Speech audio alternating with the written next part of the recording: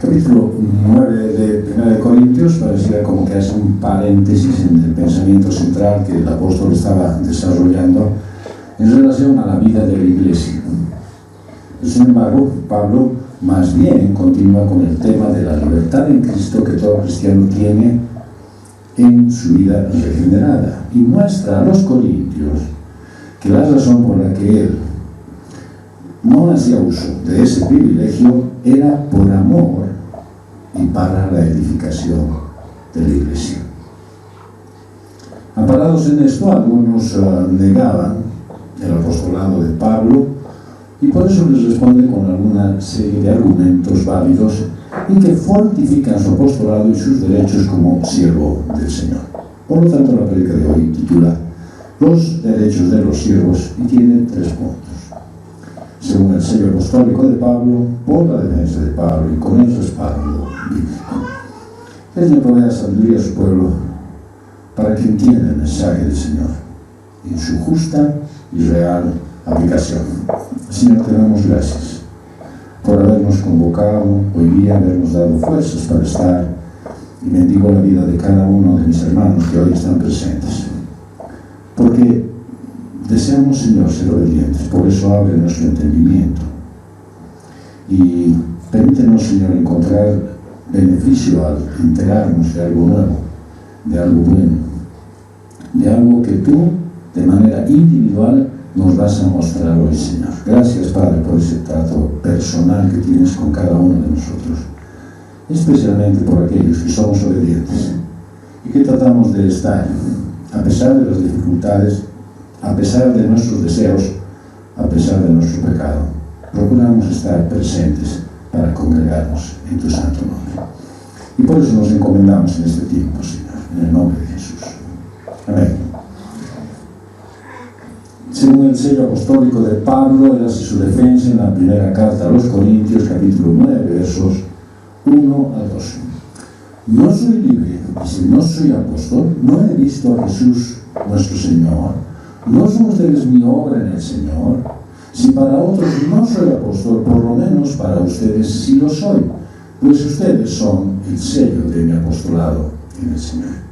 Bueno, Pablo comienza con 4 interrogantes retóricas que tienen una respuesta afirmativa en cuanto a su vida y apostolado. Él dice, no soy apóstol, definitivamente sí lo era, y tal vez en Corinto se había levantado un grupo que negaba el apostolado de Pablo. ¿Cuándo no? ¿No es cierto? O sea, siempre que hay alguien que desea ejercer un servicio, siempre va a haber alguien que se oponga. Así es que no te preocupes tú que cuando desees hacer algo bueno por la obra del Señor, aparezca alguien negándote a hacerlo, animándote a que dejes abandonado eso, que no tienes la capacidad para ejercerlo. No te olvides que la obra espiritual es sumamente dura cuando tú dejas en tus propias fuerzas. Por lo tanto, Pablo defiende en el sentido de que Dios había hecho esto y él era algo incuestionable para él. Lo refleja el libro de los Hechos en el capítulo 9, versos 15 al 17. Pero el Señor le dijo, ve por él, está hablando a Ananías, y le dice, ve por él, habla de él por Pablo, es mi instrumento escogido para llevar mi nombre en presencia de los gentiles, de los reyes y de los israelitas, porque yo le mostraré cuánto debe padecer por mi nombre. Ananías fue y entró en la casa y después de poner las manos sobre él, dijo, hermano Saulo, el Señor Jesús que se te apareció en el camino por donde venías, me ha enviado para que recobres la vista y seas lleno del Espíritu Santo. Un hombre que a los ojos de cualquier persona común no tendría el más mínimo mérito de haber sido convocado por el Señor para llevar su palabra, dice, a los gentiles. Y para que no quede dudas en Ananías, que era un hombre que conocía al Señor, que amaba al Señor, le da la instrucción de que vaya y ponga las manos sobre él para que efectivamente quede sano de la ceguera que se había provocado ese encuentro con el Señor Jesús en el camino a Damasco. Ese día, en el camino a Damasco, había marcado su vida para siempre, convirtiéndolo de perseguidor de la iglesia a Pablo en su arquitecto. Y el Señor lo confirmó, como hemos visto a través de Ananías, el discípulo que mandó a orar por él para que sea sanado. Y lo refleja el libro de los Hechos, capítulo 9, versos 11 y 12. El Señor le dijo: ve, levántate y ve a la calle que se llama Derecha, y pregunta en la casa de Judas por un hombre de Tarso llamado Saulo, porque él está orando.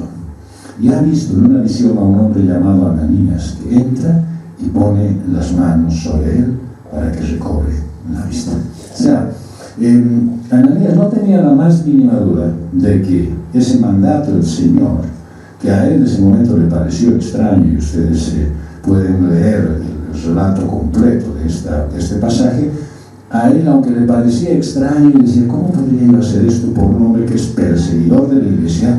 Sin embargo, porque el Señor me lo pide, lo voy a hacer. Esto debería también llamarte a ti a la reflexión. Hemos estado hablando en algunas oportunidades, y ayer con el grupo de los jóvenes, acerca de cuál es la influencia que puede tener una mujer o un hombre que se ha casado, está casada con un varón o con una mujer que no conoce al Señor. Pues la responsabilidad que tiene es servir al Señor en ese su ministerio, que es mostrar a Cristo en su vida.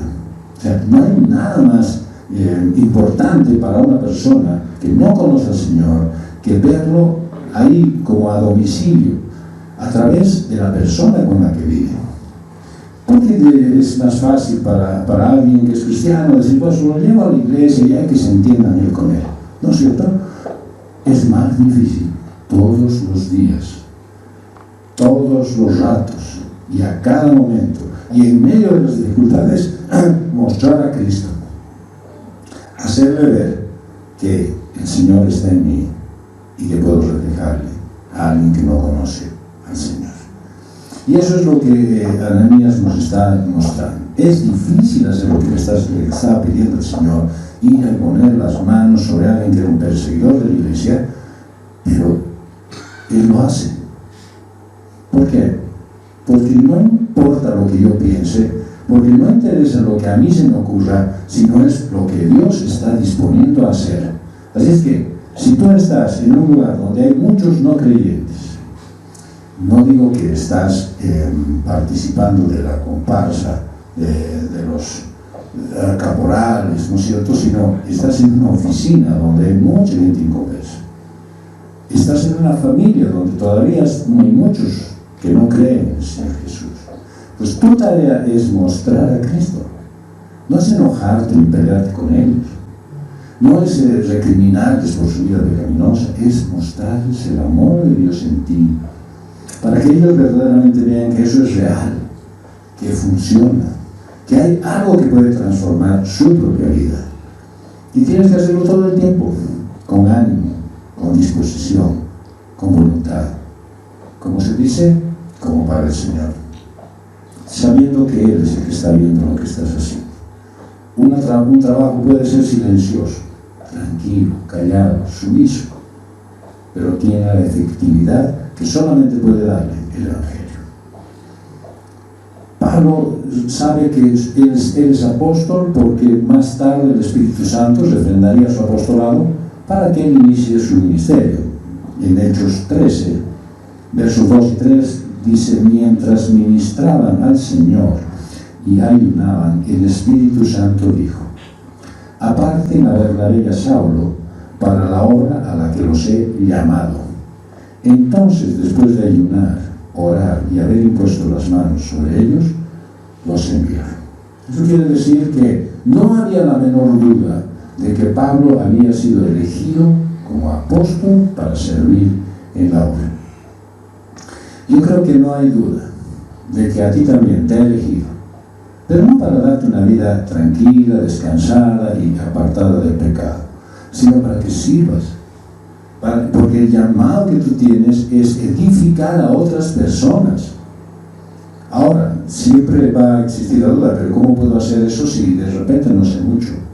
Pues preocúpate de aprender, involúcrate en grupos de aprendizaje, de enseñanza, de crecimiento. Inscríbete en el grupo que están escuchando la Biblia, ve al discipulado inicial, haz todo lo que sea necesario para que no quedes como corto en tu esfuerzo y trabajo que tienes que hacer. Porque alguien de repente te va a decir, sí, en la Biblia dice, ayúdate que te ayudaré. Y vos dices, creo que sí. Y no existe tal cosa, porque el Señor no te ayuda si tú te ayudas. Él te ayuda a pesar de que tú haces todos los esfuerzos por hacer malas cosas.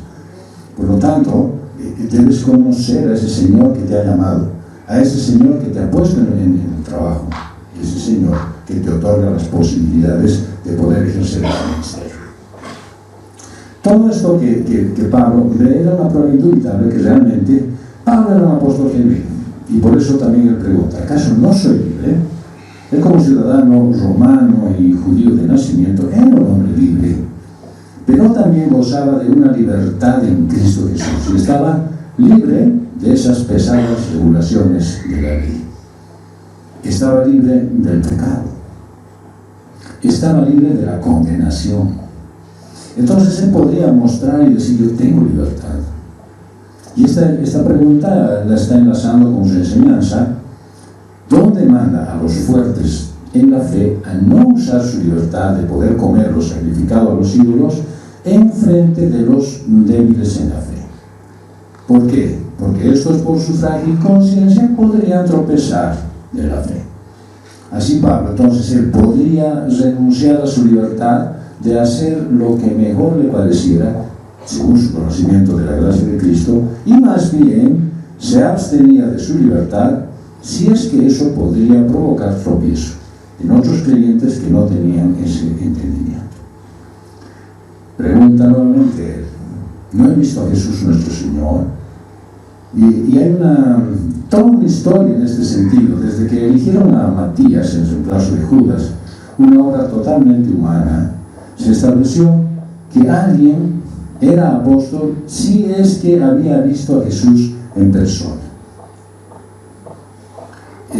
Esto me hace recuerdo, cada vez que leo este pasaje, me hace recuerdo a mi tiempo en el que yo me estaba preparando y deseaba, anhelaba con todas mis ansias ser pastor en la iglesia en Flores. Y de pronto apareció una idea: vamos a hacer una convocatoria para que venga un pastor, pero tiene que tener 40 años. ¿Y dónde dice en la Biblia que debería tener 40 años? Bueno, ya había pasado yo esa edad, así es que por lo tanto me sentí descartado. Bueno, el Señor sabe cómo es las cosas y cómo Él las promueve, de tal manera que cuando te cierran una oportunidad que tú estás buscando, es probable que esté ya abierta otra en la que tú vas a tener mejores condiciones, y por eso estoy aquí. Así que no deberíamos nosotros sentirnos tristes porque no salgan las cosas como quiero, sino debería confiar en que Dios está haciendo algo mucho más grande, más útil para mi vida, y donde yo seré más responsable y un mejor testimonio en su obra. Por eso nadie debe creer que ahí se acabó. He intentado y murió la historia, ¿no? Él siempre está mostrándote nuevas cosas para que tú puedas encontrar mejores formas de poder servir. Entonces habían dicho que el que sea reemplazante de Judas va a ser alguien que ha visto a Jesús en persona. Y aquí vean, en Hechos 1, 21 al 26, el relato que dice: por tanto es necesario que de los hombres que nos han acompañado todo el tiempo que el Señor Jesús vivió entre nosotros, comenzando desde el bautismo de Juan hasta el día que de entre nosotros Jesús fue recibido arriba en el cielo, sea uno constituido testigo con nosotros de su resurrección. Entonces presentaron a dos, a José, llamado Barsabás, y al que también llamaban Justo, y a Matías. Después de orar, dijeron: tú, Señor, que conoces el corazón de todos, muéstranos a cuál de estos dos has escogido para ocupar este ministerio y apostolado, del cual Judas se desvió para irse al lugar que le correspondía. Echaron suertes, y la suerte cayó sobre Matías, y fue contado con los 12 apóstoles. Vean ustedes cómo es un esfuerzo humano, ¿no es cierto? Señor, ayer estábamos hablando de Justo y de cómo debería ser la persona con la cual tú deberías casarte. En el grupo que estaba asistiendo ayer, pues había una sola hermana que era casada, todos los demás estaban en prospecto. Y les dije, estas son las condiciones que tú deberías ver en un hombre antes de pensar en casarte con él, en una mujer antes de pensar en unir tu vida a ella, ¿cierto? Pero, claro, entonces no hay más que la idea esa bien acomodadiza, ¿no es cierto?, de decir, si yo ya vi una, digamos que no es muy cristiana, pero ya está, digamos, en proyecto, y vale, linda, y no sabes cómo cocina de rico, pero ¿y contigo? ¿Cómo es? Bueno, tenemos ciertas diferencias, pero nos vamos a ir a acomodar. Ya me ha elegido. Ahora, ¿qué quiere que haga? Que ore, ¿no es cierto?, para que eso se acomode a su beneficio. ¿Qué más quieres que haga? Discipúlemela, pastor, por favor, ¿no? Entonces tiene que discipulársela para que después entregársela horneada y él pueda ejercer su derecho. Pues no funcionan así las cosas. Ellos dicen, nosotros ya le hemos elegido a dos, a este justo y a Matías. ¿Cuándo le han dicho a Jesús que haya elegido a ellos? ¿Cuándo le han dicho a Dios, Señor, tú elegido? No, ellos se han escogido. A ver, veremos quiénes son, quién tiene cara de bueno. Y los presenta. Ahora, de estos dos, dime. Cierto, lo mismo, cuando sucede así. Bueno, hay un hermano que es muy bueno, y hay un otro que no es tan bueno, pero es más simpático, ¿ya? ¿Cuál de esos dos será que el Señor me querrá dar? Por ahí ninguno de los dos, ¿cierto? Es que no hagas esfuerzos humanos en la obra de Dios. Tienes que esperar que Él mismo sea quien determine cómo van a ser las cosas. Y entonces obviamente se arma todo un alboroto porque algunos negaban que Pablo fuese apóstol porque no había estado junto a Jesús durante su ministerio en la tierra. Pero Pablo podía afirmar haber visto al Señor porque éste se le apareció en visión y lo envió como apóstol a los gentiles. En Hechos 9, 5 a 6, un relato muy cortito que dice, ¿quién eres, Señor?, preguntó Saulo. Ya estaba él caído en el suelo y no veía nada, pero reconocía una imagen. ¿Quién eres, Señor? Y el Señor respondió, yo soy Jesús. Y no hay duda de que se le presentó cara a cara. A quien tú persigues, levántate, entra en la ciudad y se te dirá lo que debes hacer. ¿Tuvo un encuentro personal con Jesús? Claro, en esta tierra, por supuesto. Por lo tanto, él había tenido lo que este grupo de apóstoles había determinado, que tengan un encuentro personal con Jesús cara a cara. Más cara a cara no pudo haber tenido Saulo. Y finalmente, él dice que el sello de su apostolado eran los propios corintios, porque ellos eran resultado de su obra apostólica durante su segundo viaje misionero. En Hechos 18, 1 y del 9 al 11 dice, después de esto Pablo salió de Atenas y fue a Corinto. Por medio de una visión durante la noche el Señor dijo a Pablo, no temas, sigue hablando y no calles, porque yo estoy contigo y nadie te atacará para hacerte daño, porque yo tengo mucha gente en esta ciudad. Entonces Pablo se quedó allí 1 año y 6 meses, enseñando la palabra de Dios entre ellos. A mí me conmueve como muchas personas dicen, el Señor me ha otorgado un trabajo y voy a estar ahí, pero la verdad es que quisiera estar solamente 1 año y después irme a otra parte. ¿Y por qué no esperas que el que te ha puesto en el trabajo determine el tiempo en el que tú vas a estar sirviéndole a Él? No sirviéndote de Él, no aprovechando que Él te ha puesto en ese trabajo y cobrando el sueldo, sino ejerciendo la labor para la cual te ha llevado. Y entonces uno debería decir, voy a estar aquí, en este trabajo, mientras el Señor me lo permita. Para eso voy a dar mi máximo esfuerzo para satisfacer las condiciones laborales, pero más aún haré todo mi esfuerzo para que estas personas que están aquí, por eso le dice, en Corinto hay mucha gente, para que todas las personas que están en esta oficina, al menos una vez, me escuchen predicar el Evangelio. Así es que si alguien está pensando en que voy a ir a un lugar, voy a estar en otra parte, que de repente me están trasladando, que me van a trasladar, no se olviden que en todo eso está el Señor. No es que no me tienen buena fe, o es que no les gusto a alguien, o porque me están procurando promover en algo mejor. Todo lo contrario, el Señor está obrando en eso en tu vida. Y te está llevando al lugar que Él quiere, donde tú deberías estar. ¿Para qué? Para que ejerzas el ministerio al cual te ha llamado, que no es hacer tu trabajo secular y mecánico, sino es presentar a Cristo con tu vida. Y seguramente vas a pasar algunas dificultades, porque ahí estaba Pablo dudando, y el Señor le dice: no temas. ¿Por qué va a temer? Porque había persecuciones, había personas que se oponían. Entonces la cosa no iba a ser fácil. Yo pienso que para ti tampoco las cosas son sencillas. Yo pienso que el trabajo es muy complicado, yo pienso que las situaciones son difíciles y pueden irse poniéndose más aún, pero Él está a tu lado. Y él le dice: no temas, nadie te va a hacer daño, nadie va a poder dañarte a ti.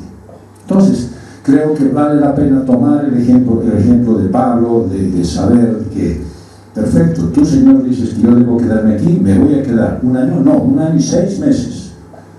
Y no me voy a quedar escondido, camuflado, que nadie se note que estoy aquí. No, enseñando la palabra de Dios entre ellos, ejerciendo el ministerio que me habían asignado el Señor.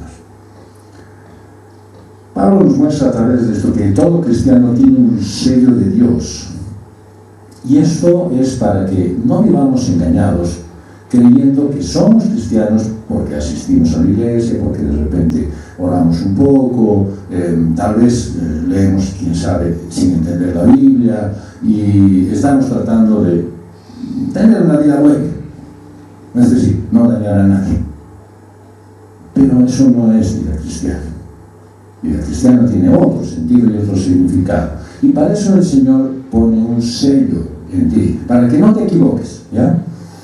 Y dice en Efesios 1, del 13 al 14: en Él también ustedes, después de escuchar el mensaje de la verdad, el evangelio de su salvación, y habiendo creído, fueron sellados en Él, con el Espíritu Santo de la promesa, que nos es dado como garantía de nuestra herencia, con miras a la redención de la posesión adquirida de Dios para alabanza de su gloria. Así es que si alguno hasta este momento tenía alguna duda de decir: yo seré cristiano, o sea, no sé, no me parece, siento que ha pasado algo, pero de pronto, ¿quién dice que te ha puesto un sello? Ahora, claro, cuidado que aproveches que te estás luchando y llegas a un espejo y quieres mirar dónde anda el sello. ¿Dónde dice que está el sello? En tu corazón. Y tú sabes que has sido elegido por Dios. Y como habíamos visto hace no mucho en la enseñanza de 1 Corintios capítulo 7, que hay muchos no creyentes que están casados, entre hombres y mujeres, casados y casadas, con cristianos, cristianas, y que dice que el testimonio de ellos puede ser que hagan que esos seres humanos, hombres y mujeres, se conviertan al Señor. Así que de repente, digo, si alguien está escuchando por esta transmisión, está aquí, y dice: sí, yo estoy casado con una mujer, con un hombre cristiano, yo pienso que hay algo todavía en eso de mar de fondo. Y nada raro que el Señor utilice esa circunstancia para llamar tu vida. Lo cual, te digo, es lo mejor que pudo haberte sucedido en toda tu vida. No pudo haber pasado nada mejor, y puedes agradecerle de rodillas la circunstancia de haber utilizado la persona con la cual vives, y que a veces te da colerones y te hace renegar, y que a veces te hace difícil las circunstancias, pero deberías agradecerle a Dios que va a utilizar esa vida para llamarte a ti, a su reino. Cosas que Dios hace y que a mí me parecen maravillosas, que se cumplen. Pero todos tenemos un sello, dicen los cristianos. Y entonces les voy a dar algunas pautas que son muy visibles de una vida cristiana. Todas tienen obviamente referencia en la palabra de Dios. Un cristiano verdadero ha nacido de nuevo, es decir, tiene cambios genuinos en su vida, que le hace diferente en su carácter y en su estilo de vida. Si es que no es así, de esa manera, está viviendo una experiencia emocional y pasajera solamente. Esto me hace recuerdo que no hace mucho y gracias a la cooperación de todos ustedes, me obsequiaron un teléfono nuevo, ¿ya? Yo de pronto a las 2 semanas empecé a ver que el teléfono fallaba, pues se apagaba, no funcionaba, no estaba trabajando como teléfono. Entonces molesté a las personas que hicieron el acuerdo, fuimos, cambiamos el aparato pensando que había sido fallado, y resulta que el nuevo empieza a adquirir nuevamente sus fallas. Y yo digo, esto no puede ser, o será esta marca que no sirve, ¿no? O será que han traído ese grupo de fallados ahí. Pues he llevado a un técnico. Y el técnico me dice, ¿sabe qué tienes aquí, jefe? Primero, que tu chip te lo habían cortado con tijera. Ya se lo habían adaptado como sea y está haciendo el corte. Y segundo, que la memoria que tienes, esa extra que le has puesto, tiene virus.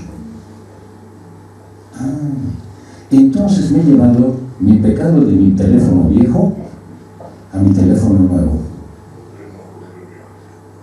Y no funcionaba. Y hacía corte. ¿Qué creen que he hecho? He botado el teléfono. No, he botado esa memoria que tiene pecado, que tiene virus. ¿Qué tienes que hacer tú? Sacar lo viejo de tu vida. Arrancar todas esas mañas, esas cosas antiguas que tienes, que te justifican, que no, es que es mi carácter, es que por eso soy. Saca eso. No lo tengas más. Ese chip cortado con tijera que está haciendo corte, quítalo. En Entel casi gratis me lo dieron. Un numerito en el tamaño exacto y correcto, y con la línea recuperada.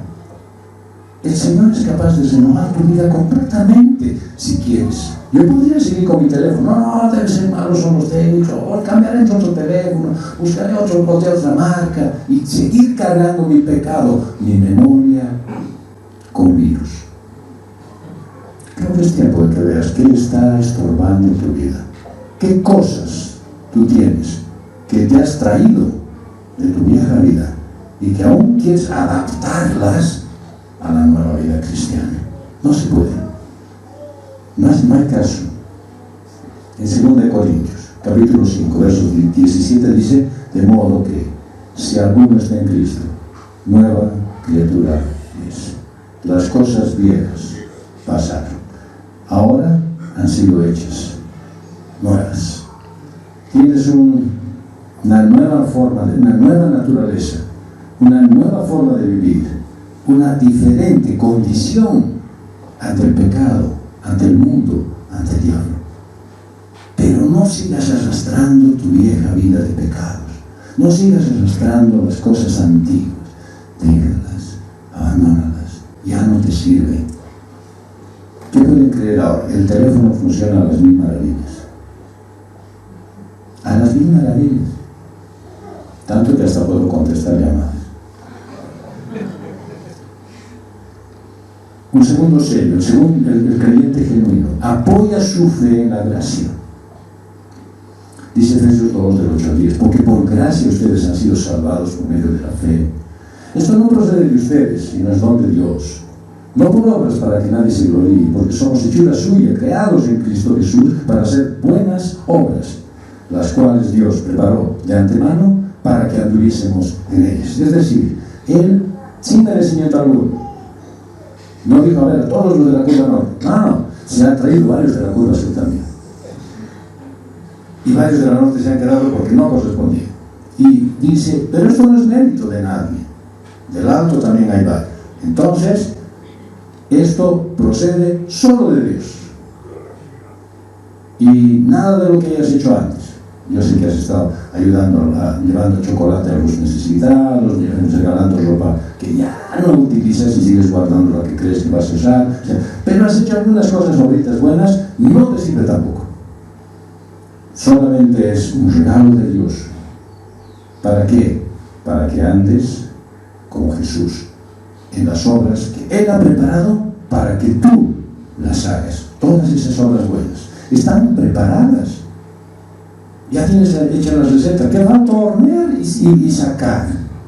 Todo ya está hecho. El Señor ya lo ha preparado por ti, para que tú hagas lo que Él quiere que hagas.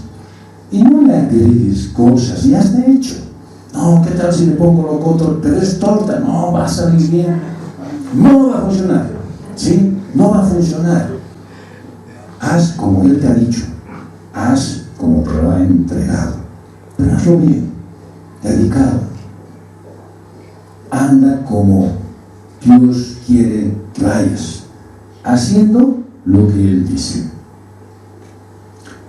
Una otra señal es como anduvo el Señor Jesucristo. Es decir, haciendo lo que Él siempre ha hecho. En 1 Juan 2, 4, 6 dice, y Él que dice, yo lo he llegado a conocer y no guardo sus mandamientos, es un mentiroso. Aquel que está diciendo, oh sí, no, yo voy a la iglesia, estoy feliz, es un mentiroso. Y la verdad no está en él. Pero el que guarda su palabra en él, verdaderamente se ha perfeccionado en el amor de Dios. En esto sabemos que estamos en él. El que dice que permanece en él, debe andar como él andó. Es decir, lo que les había yo recomendado ayer a todos los cristianos que están casados con alguna mujer inconversa, alguna mujer cristiana que está casada con un inconverso, tiene que reflejar a Cristo todos los días.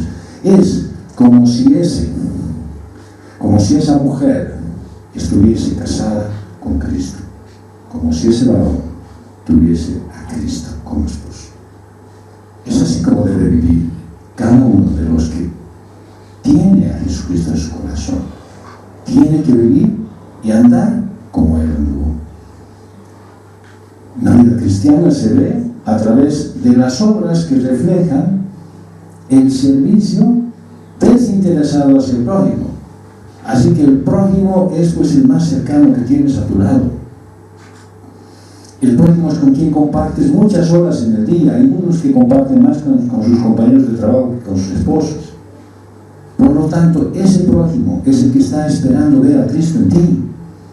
Ese prójimo es el que quiere ver algo diferente. Quiere que de alguna manera tu vida sea distinta. El apóstol Pablo dice que la vida cristiana tiene similitudes con un edificio. Y el creyente genuino está construido sobre el único fundamento, que es Cristo Jesús. Y dice 1 Corintios 3:9, porque nosotros somos colaboradores en la labor de Dios. Y ustedes son el campo de cultivo de Dios, el edificio de Dios. El que es verdaderamente cristiano está fundamentado en la fe en Cristo. No hay otra forma. No puedes decir, sí, estoy fundamentado en cosas más pasajeras, también tengo otros elementos. Solo en Cristo. La palabra de Dios dice que el cristiano cree en el corazón para justicia y que tiene la apremiante necesidad de confesar a Cristo en toda ocasión. Es otra de las referencias del sello.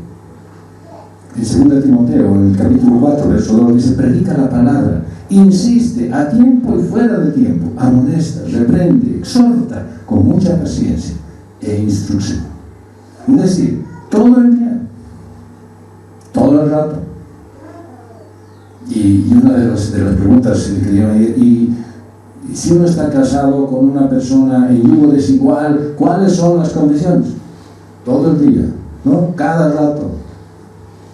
sin descanso. Igualito tienes tú que ejercer el ministerio que te digo, cada rato, todo el día, sin descanso. ¿Para qué? Para que te escuchen hablar de Jesucristo todo el tiempo. No para que se cansen, sino para que se enamoren de la forma en la que tú vives, de la manera en la que manifiestas y de lo feliz que eres, porque el Señor te ha separado de una vida pecaminosa. El servicio a Dios es un imperativo en la vida de todo creyente genuino. No puede haber, ¿no es cierto?, un creyente que diga, sí, yo estoy en mi casa tranquilo, no molesto a nadie, no estorbo a nadie, soy un lobo estepano. No existe eso. No puede haber el llanero solitario versión cristiana, ¿sí? Tiene que estar vinculado a muchas personas, necesariamente. No basta con ir a la iglesia, no basta con orar, con ayunar, con leer la Biblia. Hay necesidad de involucrarse en el servicio a Dios. Pero no te olvides que si quieres involucrarte, si quieres enseñar algo, si quieres hablar de alguien, primero tienes que aprender. Es que si no vienes a aprender en todos los escenarios que hay durante la semana, si no dedicas tu tiempo a enterarte qué es lo que dice realmente la Biblia, pues yo no sé cómo estás queriendo ejercer lo que el Señor te está pidiendo. No lo puedes hacer, no es así de fácil. Tienes que prepararte. En 1 Tesalonicenses hace referencia a un grupo de clientes muy especiales.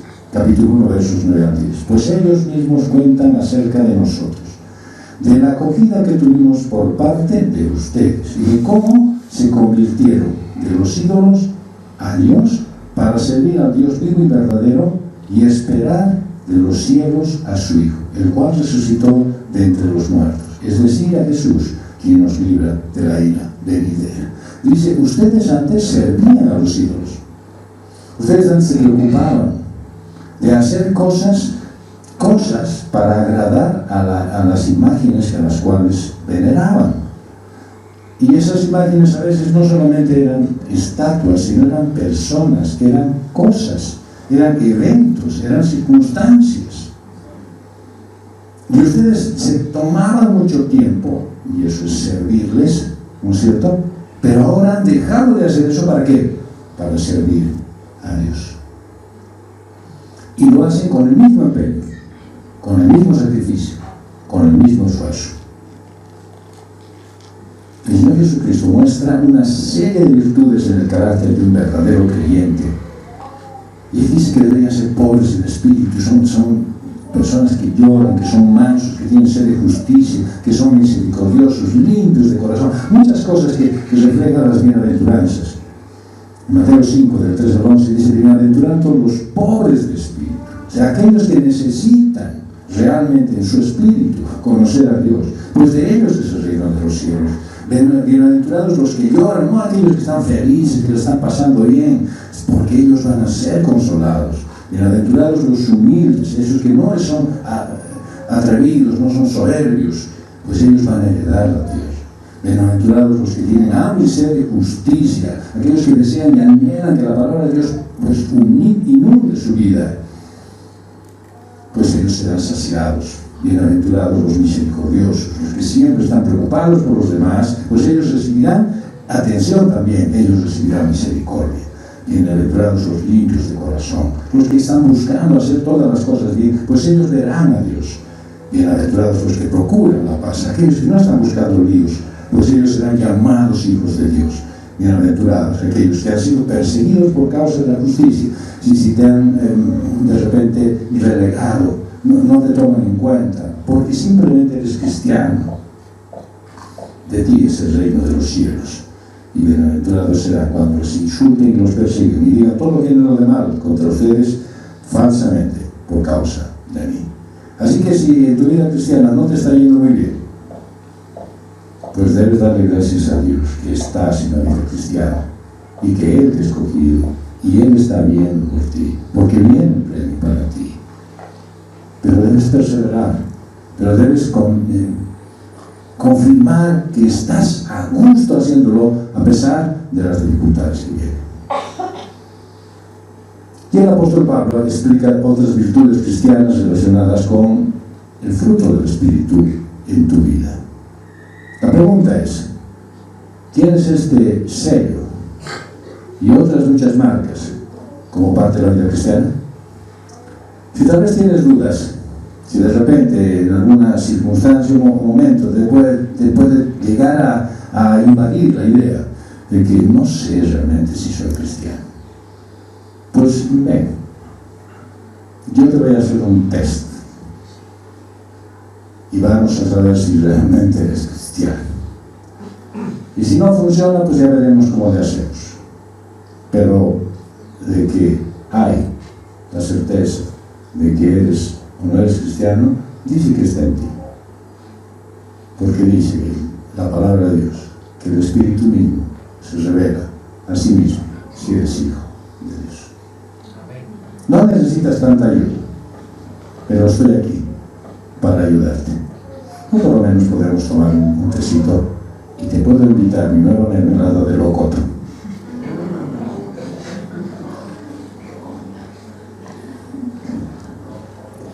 La defensa de Pablo, 1 Corintios 9, 3 a 8. Mi defensa contra los que me examinan es esta: ¿acaso no tenemos derecho a comer y beber? ¿No tenemos derecho a llevar con nosotros una esposa creyente, así como los demás apóstoles y los hermanos del Señor y Cefas? ¿Acaso solo Bernabé y yo no tenemos derecho a no trabajar? ¿Quién ha servido alguna vez como soldado a sus propias expensas? ¿Quién planta una viña y no come su fruto? ¿O quién cuida un rebaño y no bebe la leche del rebaño? ¿Acaso digo esto según el juicio humano? ¿No dicen también esto la ley? Este pastorado que apunta al tema principal de esta sección: no poner ningún obstáculo que provoque la caída del hermano débil. Y los argumentos de Pablo están dirigidos contra esos sus acusadores. Mi defensa, dice, contra los que me examinan es esta. Y la palabra griega para defensa es apología. Es una palabra técnica usada en los tribunales cuando se presentaban argumentos contra una acusación por un delito. Y así Pablo presenta su apología delante de todos aquellos que afirmaban que él no era un apóstol. Argumenta contra los que estaban basando sus falsas acusaciones en el hecho de que Pablo no ejercía los derechos de los otros apóstoles. Y al preguntarles, ¿acaso no tengo derecho a comer y beber? Esto no se refiere a comer de lo sacrificado de los ídolos, sino al derecho que como apóstol y fundador de la iglesia de Corinto tenía de alimentarse de las ofrendas de ellos. Y seguro en Corinto habían otros ministros que vivían de las ofrendas de la iglesia, a las que Pablo había renunciado. Pero eso no significaba que no tenía ese derecho. Y también dice que por no tener una esposa no significa que no sea un auténtico apóstol. Dice, no tenemos derecho a llevar con nosotros una esposa creyente, así como los demás apóstoles y los hermanos del Señor y Cefas. Bueno, si él quería casarse, lo podría hacer y seguir ejerciendo su ministerio. Pero él había considerado que su ministerio era mucho más importante y quería darle el máximo del tiempo y esfuerzo como soltero. Y seguro, y lo más seguro, es que no quería atar a nadie a su lado para que no tuviera que padecer por causa del ministerio que él estaba ejerciendo. Imagínense las persecuciones y los palos que ha recibido Pablo y tener que decir, mira, me van a ir a palear, esperarme un rato, pero te vas a apurar, ¿no es cierto? Sin embargo, algunos decían que por el hecho de que no está casado, no podía desempeñar su ministerio. Y concluía que Pablo sabía que no era un apóstol genuino, y por eso no se atrevía a vivir de las ofrendas de la iglesia, y se veía en la necesidad de trabajar. Esos son argumentos, digamos, de las personas que ya no saben cómo justificar el hecho de perseguir a un siervo de Dios. Y les pone, ¿acaso solo Bernabé y yo no tenemos el derecho a no trabajar? ¿Quién es Bernabé? Es el apóstol que inició sus viajes misioneros y dice que ambos tienen el derecho a no trabajar para dedicarse por completo a la obra del Señor. No obstante, por amor a la iglesia y a todos aquellos que estaban todavía con ideas equivocadas, Pablo decidió trabajar secularmente y fue en Corinto donde conoció a 2 discípulos con los cuales se dedicó a la fabricación de telas. Miren lo que dice Hechos 18 del 2 al 3. Y allí se encontró con un judío que se llamaba Aquila, natural de Ponto, quien acababa de llegar de Italia con Priscila, su mujer, pues el emperador Claudio había ordenado a todos los judíos que salieran de Roma. ¡Qué casualidad!, ¿no?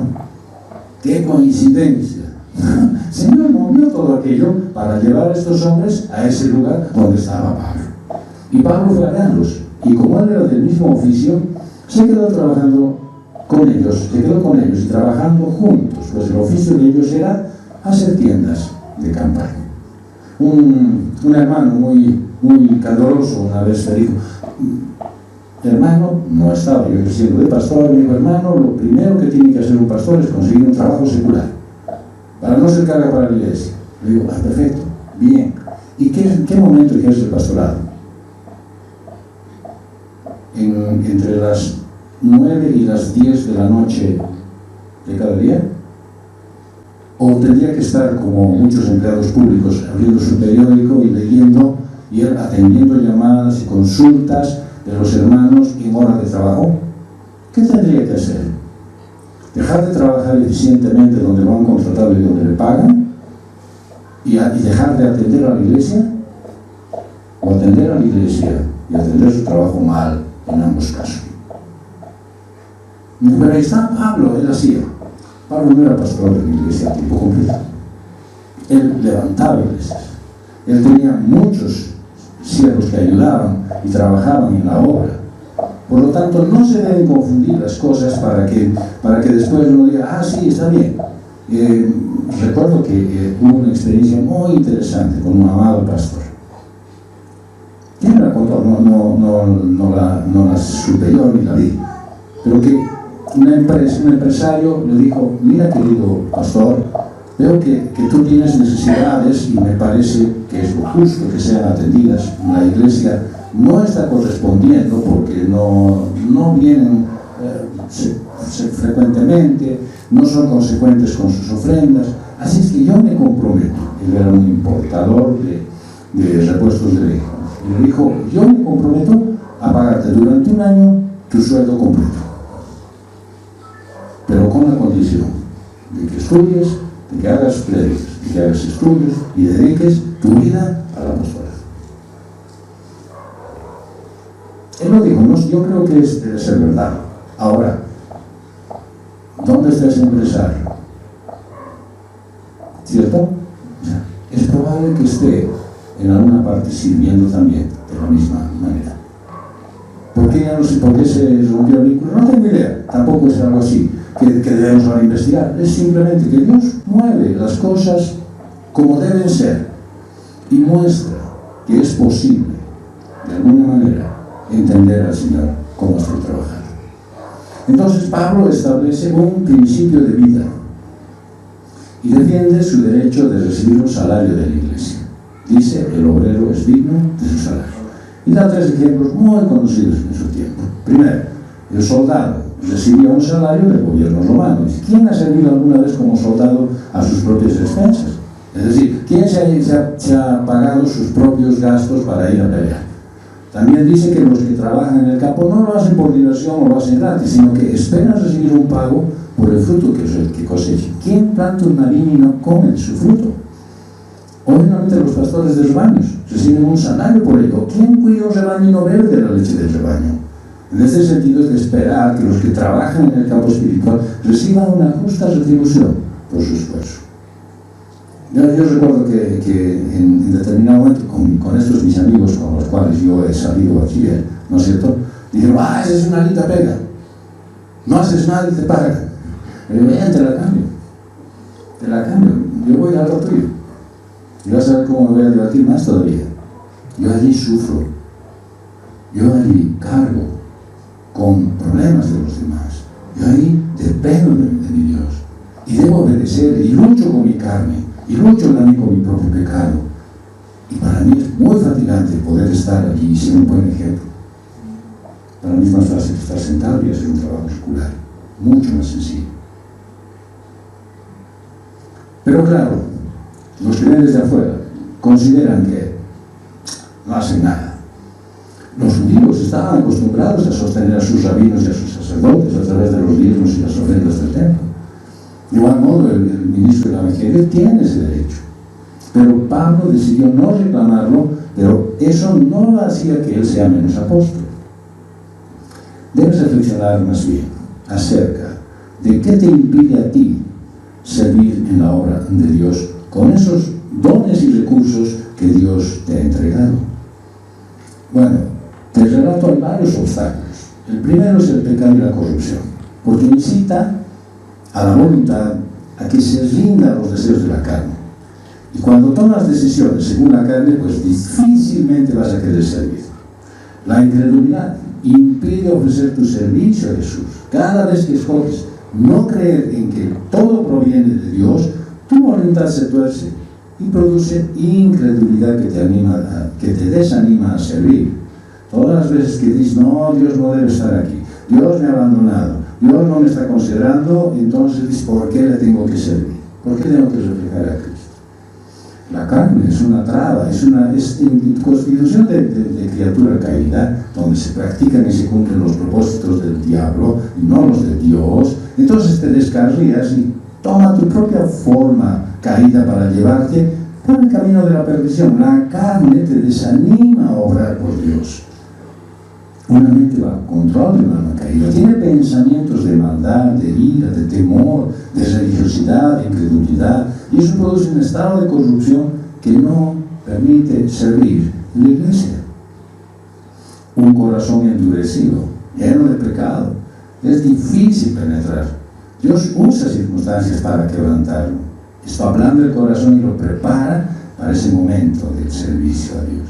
La religiosidad también es otra de las trabas y no puede, por medio de sus normas y legalismos, llevarte a servir. A los religiosos les agrada hacer cosas que son aparentemente piadosas, pero no provienen del Espíritu de Dios. Y muchos se sienten llamados a servir en la obra de Dios, pero por el simple hecho de que ven como algunos religiosos inician una persecución terrible, se desaniman. La religiosidad asesina todo lo que Jesús es en esencia. No es lo que muestras por afuera lo que convence, sino lo que llevas dentro del corazón. Eso es lo que de verdad impresiona. Y una de las obras que más aborrece el Señor y que te evitan servir es la idolatría. El arrodillarse para adorar y servir a dioses ajenos. Esos dioses como el dinero, la comodidad, las tradiciones, esos dioses no te dejan servir. La idolatría trae tensos y terribles velos de tinieblas que no permiten que puedas servir a Cristo Jesús, porque es imposible servir a dos amos. Ahora, hoy es el tiempo preciso para analizar qué impide tu servicio en la iglesia. No aquí en este lugar donde nos congregamos, sino en el lugar donde estás, en tu casa, en tu familia, en tu trabajo. ¿Qué te impide? Debes saber que Dios no llama a los preparados, sino prepara a los llamados. Es que no busques pretextos para retrasar tu llamado a servir en esta magnífica obra de Dios. Si tienes algunas dudas de cómo puedo servir, qué puedo hacer, de qué manera mi vida puede ser útil, ahí sí te pido que me leas, te puedo ayudar. Y punto número 3 es con el respaldo bíblico. 1 Corintios 9, del 9 al 14, dice: pues en la ley de Moisés está escrito, no pondrás bozar al buey cuando trilla. ¿Acaso le preocupan a Dios los bueyes? ¿O lo dice especialmente por nosotros? Si se escribió por nosotros, porque el que ara debe arar con esperanza y el que trilla debe trillar con la esperanza de recibir de la cosecha. Si en ustedes sembramos lo espiritual, ¿será demasiado que de ustedes cosechemos lo material? Si otros tienen este derecho sobre ustedes, ¿no tenemos aún más nosotros?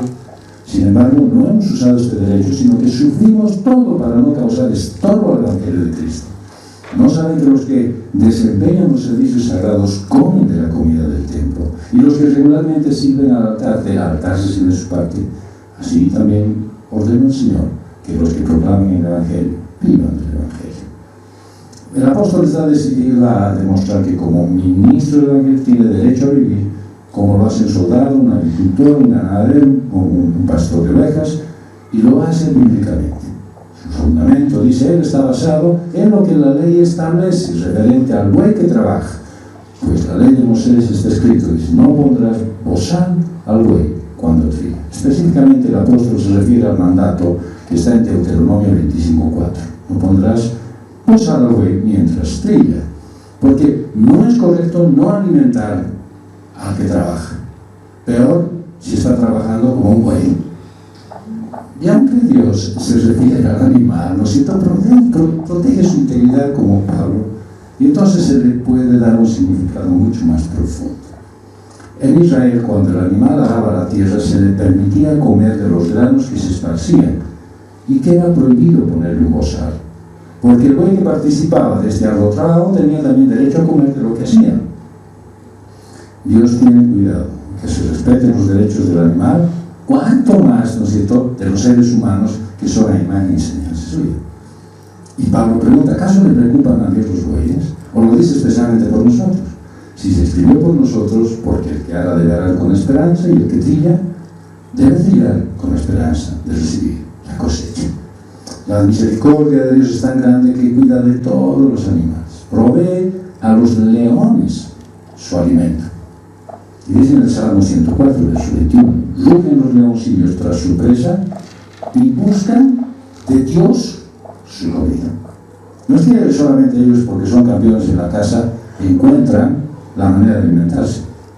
Ellos, aún los animales, sin un conocimiento real, esperan en Dios su alimento. Y provee a toda bestia de la tierra sustento, porque cuida de ellos. Dice el Salmo 147:9. Él da su alimento al ganado y a la cría de los cuervos cuando chillan. Solo el hombre ha roto este equilibrio. El Señor está teniendo provisión para toda su creación. Y aún los más insignificantes ante los ojos del hombre, la protección de Dios está con ellos. En Mateo 10:29 dice, no se venden dos pajarillos por una monedita. Y sin embargo, ninguno de ellos caerá a tierra sin permitirlo el Padre. Y de paso nos alimenta a estos pajaritos pequeños. En Mateo 6:26 dice, miren las aves del cielo, que no siembran ni ciegan, ni recogen en graneros, y sin embargo, el Padre Celestial les alimenta. ¿No son ustedes de mucho más valor que ellas? Y si Dios tiene cuidado de los animales, ¿cuánto más lo hará con sus hijos?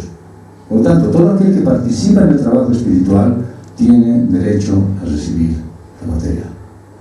Si en ustedes sembramos lo espiritual, será demasiado que de ustedes cosechemos lo material. Al parecer en Corinto había otros ministros que se beneficiaban de las ofrendas de la iglesia, pero Pablo había decidido no hacerlo, aunque como fundador tenía mayor derecho. Si otros tienen este derecho sobre ustedes, no lo tenemos aún más nosotros. El apóstol evitaba esa carga. Lo que deseaba era la edificación de la iglesia y jamás dejaría que sus derechos o su libertad fueran un obstáculo para él. Nunca les animó a dejar de dar sus ofrendas, aunque él no las recibiera. Sería llevarlos a pecar. Y uno podría decir, entonces yo ¿cómo puedo servir? Digamos en mi trabajo. Digamos que me preocupe de armar un grupo de edificación. Digamos que me tome un cursito ligero de consejería y pueda llevar a eso. Dice el Señor en su palabra, no es bueno que al buey le quites poniéndole un bozal. Así es que si tú ejerces tu mejor labor en tu trabajo, ¿quién crees que te va a pagar de mejor manera? El Señor.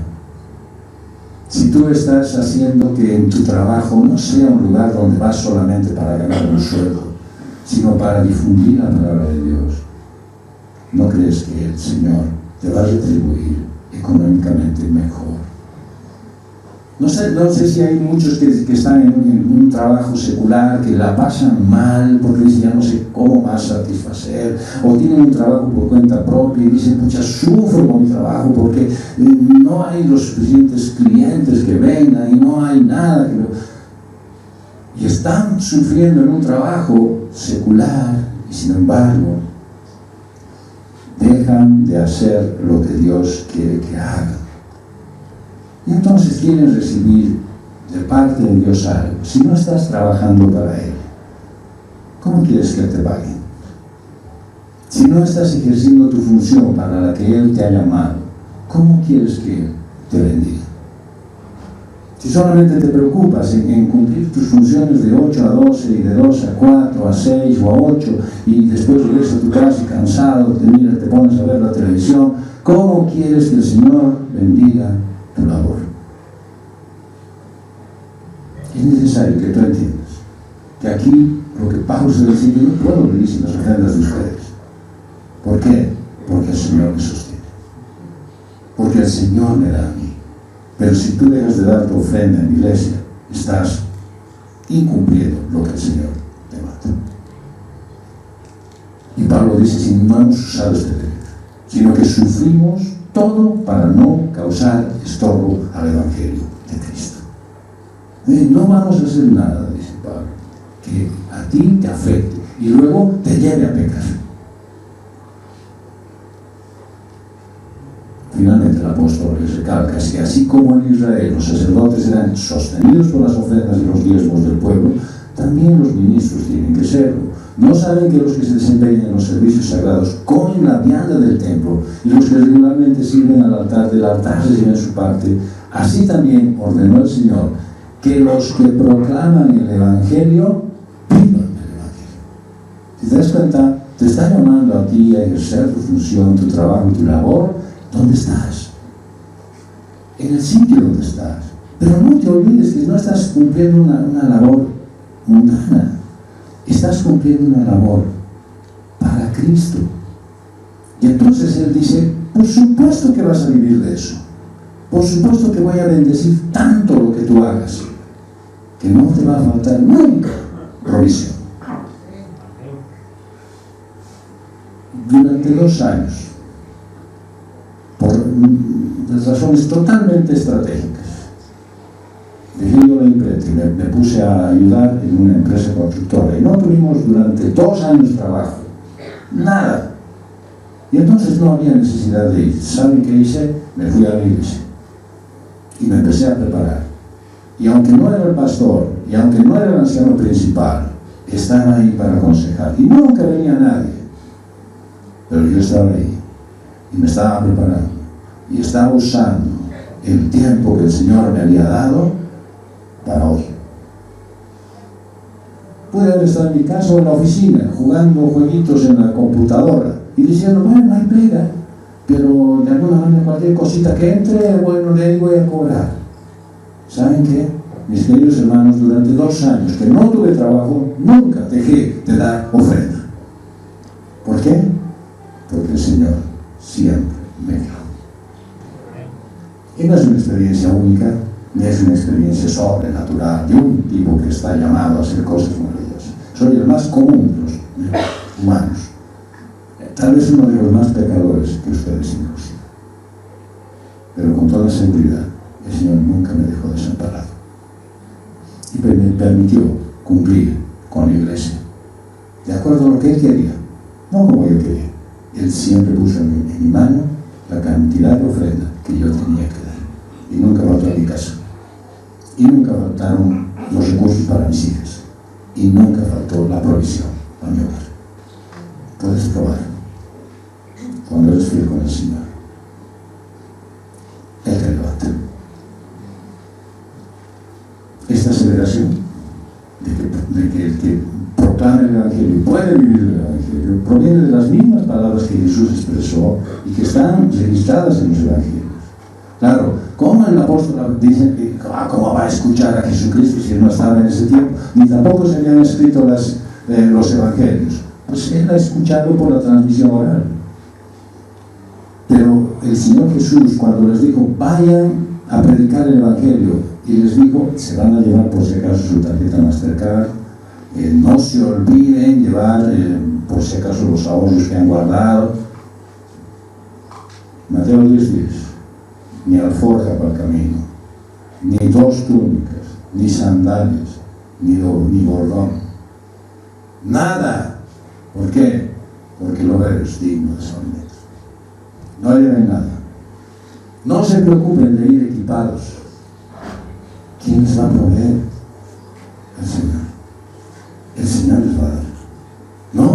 No tengo, ¿ahora qué hago? No, es que tengo que trabajar un montón de horas para él. Es que estás trabajando para el mundo. Estás trabajando para tu carne. Has dejado de trabajar para Dios. El momento que empieces a trabajar para Dios, verás realmente cómo Dios provee y nunca falta. ¿Por qué? Porque el obrero del Señor es digno de su alimento. Y la palabra de Dios revela la importancia de estar en su camino, de obedecer y comprometerse con su obra como Pablo. Y desde el Antiguo Testamento, pues Dios establece pactos.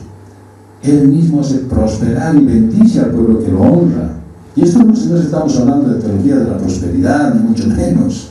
Dice en Habacuc 3, 17 al 19, aunque la higuera no eche brotes, ni haya fruto en las viñas, aunque falte el producto del olivo y en los campos no produzca el alimento, aunque falten las ovejas del redil y no haya vacas en los establos, con todo yo me alegraré en el Señor, me regocijaré en el Dios de mi salvación. El Señor Dios es mi fortaleza. Él ha hecho mis pies como de las siervas y por las alturas me hace caminar. Puede ser que la situación esté mal, puede ser que las circunstancias sean difíciles, puede ser que no tengas trabajo 2 años. El Señor te provee, el Señor te sustenta, Él te cuida. Y la Biblia menciona a varios hombres que asumieron ese compromiso, hombres que fueron llamados para servir con un propósito, servir a Dios, andar en su camino y realizar su obra.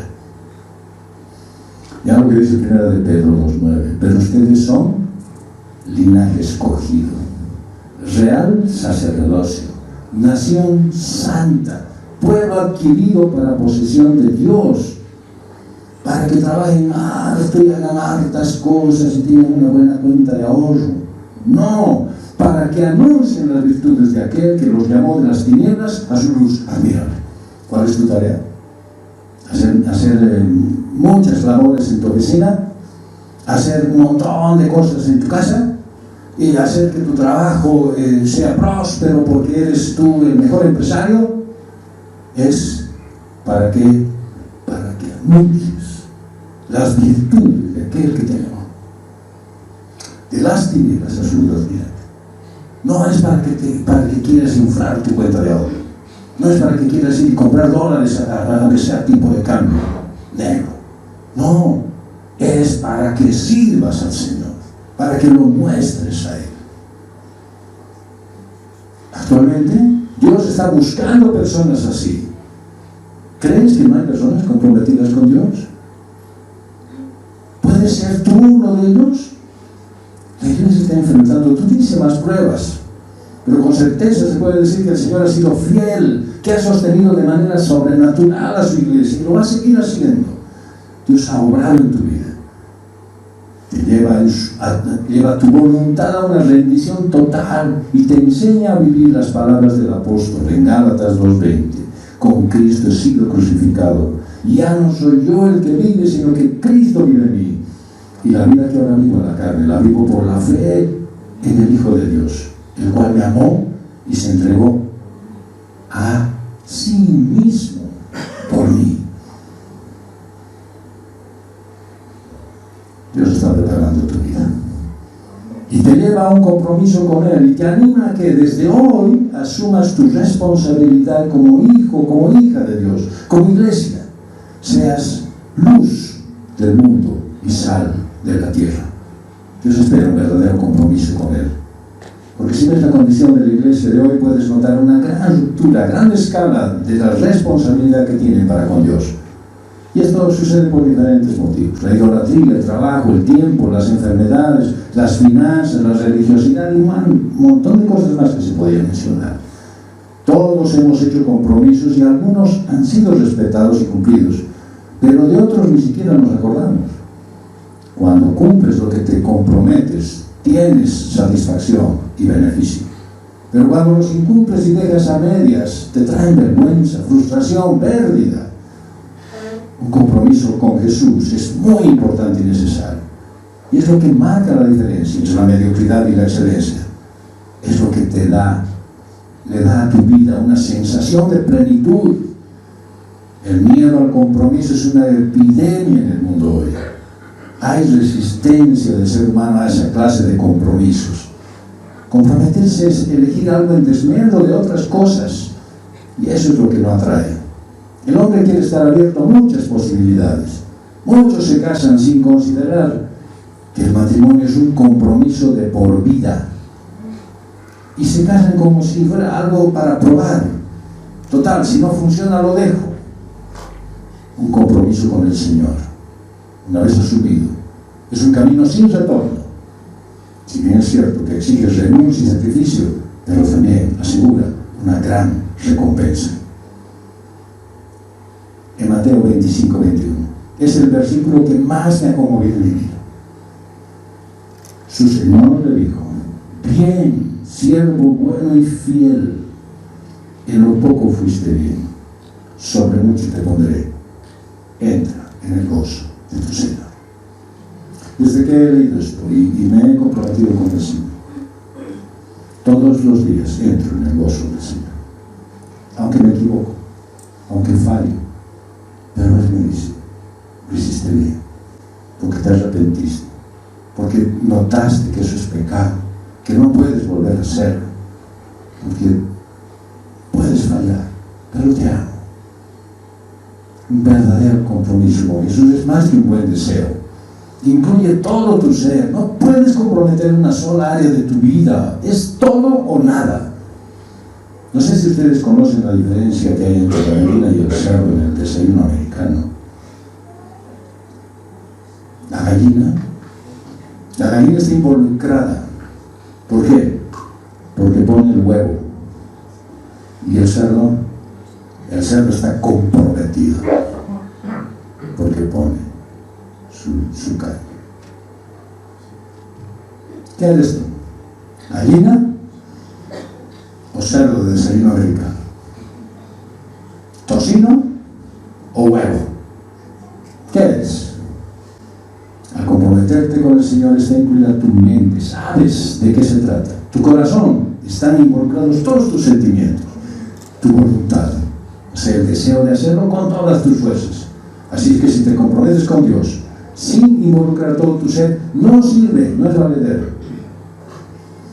Amado hermano, amada hermana, te invito a reafirmar tu compromiso con Jesús hoy, para que uses bien el tiempo que te queda y que puedas ser consistente con el llamado del Señor.